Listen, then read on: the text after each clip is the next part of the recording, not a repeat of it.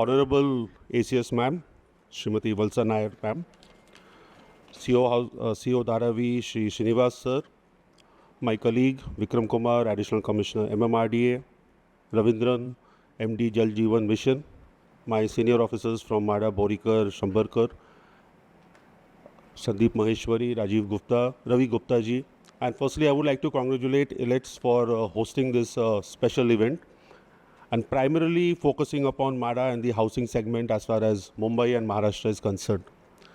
I guess already Honorable Minister and our ACS has already sounded our way forward, and subsequent to this opening ceremony, we have a panel discussion where I would be speaking a little more. So not taking much time, I would just like to highlight upon 2-3 points pertaining to MHADA and pertaining to the private sector as far as redevelopment is concerned. It's a matter of pride to be associated with this organization, which has a history of almost 75 years since the formation of the Mumbai Housing Board in 1949. MHADA was set up in 1977. And in this path of 75 years, we have constructed almost 9 lakh houses, 2.25 lakh houses in Mumbai. And yet, our commitment to provide affordable housing to the citizens and protect the tenant rights is still something on which we have to work very hard upon. As Madam mentioned, that it's not only the question of construction of houses, but the aspect of affordability, sustainability, and innovation in terms of technology and promoting green technology and even using AI for this purpose is the next goal on which we will be working in the coming years. Our focus remains the same with a slight change, and now it has come down to a vertical growth through redevelopment, considering that Mumbai is a landlocked city and with limited geographical boundaries.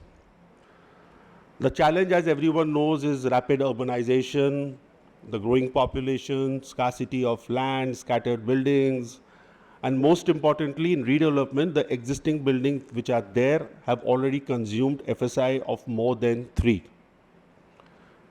In all this, government has played a very proactive role in the last few years, and there have been many amendments made in the DCR. The FSI has been enhanced, and most importantly, as far as redevelopment is concerned, the compensation policy for the landowners, which was something as a limiting factor, has been taken care of by the amendment in 79A, whereby initially the compensation that we used to pay used to be 100 times of the rent in case of a forceful acquisition. Now that has been redesigned as 25% of the ready-reckoner rate or 15% of the built-up pre-sale value, whichever is higher. And in all this, the goal of MHADA gets even more strengthened to promote redevelopment, optimize land use, and integrate modern planning process.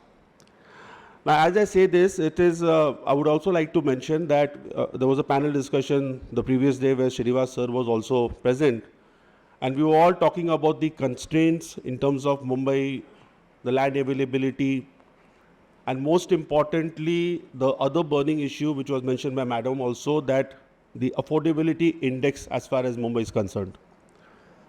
In spite of all the interventions, we are still at 51, which is much higher than the 30 which is prescribed in terms of your total salary and what is the percentage of the income that is going for the housing segment. Second is, initially we were more focused on individual redevelopment, but in the last 1-2 years, the government priority has been to encourage cluster redevelopment both in the 114 layouts which belong to MHADA and also the redevelopment of the CES buildings which is in the island city. As a result, through the housing department, Cabinet approved a few proposals, namely Abudya Nagar, Motilal Nagar was second case, GTB Nagar, though not through Cabinet, was also approved as a cluster approach. 2 more projects are in the pipeline, Bandra Reclamation and Adarsh Nagar. The most iconic project of redevelopment under 33-7, obviously under 33-9, Kamathipura, is almost on the verge of being floated as a tender. But I see to it that the private players and the private real estate stakeholders also have a very pivotal role to play in the coming years.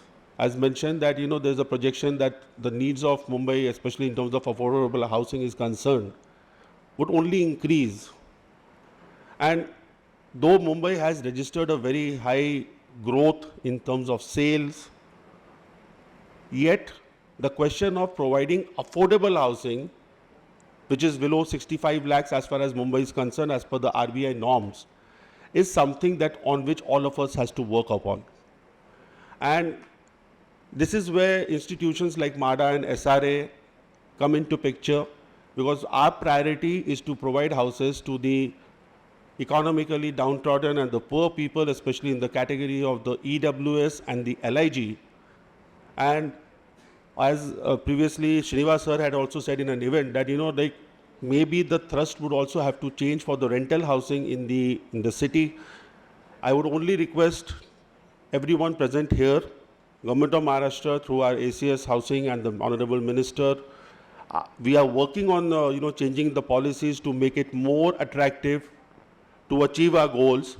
But unless the private sector also comes forward in a very proactive manner to take up redevelopment either under 33.7 or 33.5 as far as MHADA is concerned, and also see to it that primarily for the affordable housing sector, for the EWS and the LIG category, the pricing is such that more and more people can buy the houses. With that introductory note, I would like to thank Elets and eGov and even the sponsor for this event, Raymond's Reality, for hosting this event and calling us for the inaugural session. Thereafter in the day, we have a lot of panel discussions, so I think there are a lot of ideas would be floating in and the suggestions would be coming through. So once again, thank you. Jai Hind, Jai Maharashtra.